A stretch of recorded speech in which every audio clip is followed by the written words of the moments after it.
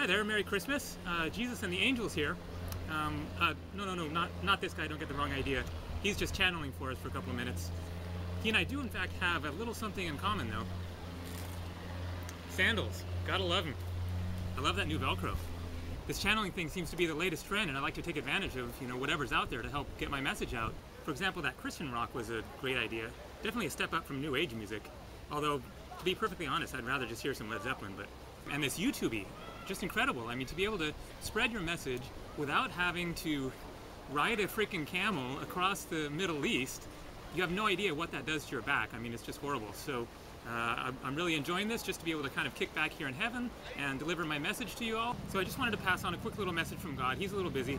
He's dealing with the Fukushima mess and that typhoon that hit the Philippines. He really has his hands full at the moment.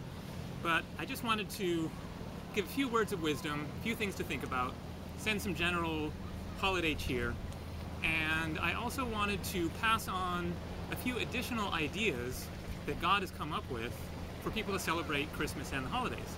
Because God is actually, contrary to popular belief, a little bit more open-minded than most people realize. Of course, going to Christmas Mass is definitely a great idea. Baking cookies and muffins is nice. Certainly singing Christmas carols is very much appreciated up here. We really like hearing those. You could go ride in a one-horse sleigh if you like, or 2 horses is okay. That's fine with us. We don't have a problem with that. And if, for example, you're in Australia and there's no snow on the ground, then you could use kangaroos. Now you could also practice some meditation. Meditation actually is not a problem. Remember that I said that the kingdom of heaven is within, and meditation is an act of looking within. You might do a little bit of yoga.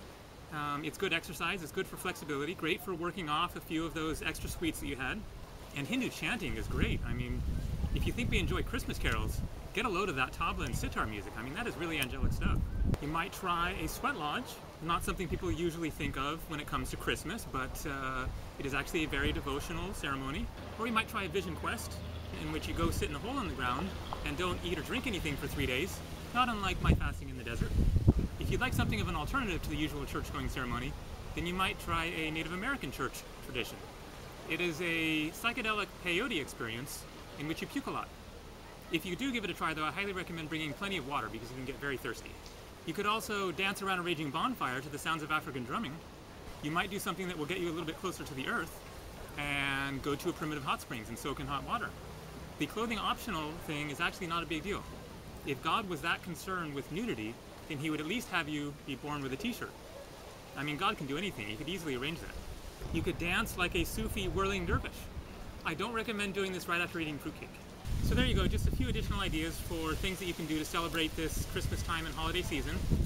As you may have noticed, then God and myself and the angels aren't actually quite as obsessed with tradition as humans have been led to believe. There's really quite a nice selection of different things you can do to celebrate your devotion to the Almighty. So feel free to take your pick. We're actually quite understanding up here. As long as you have love in your heart, that's really kind of the most important thing.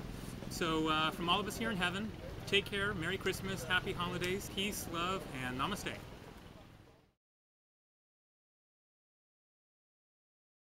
For example, you're in Australia and there's no snow on the ground, then you could use kangaroos.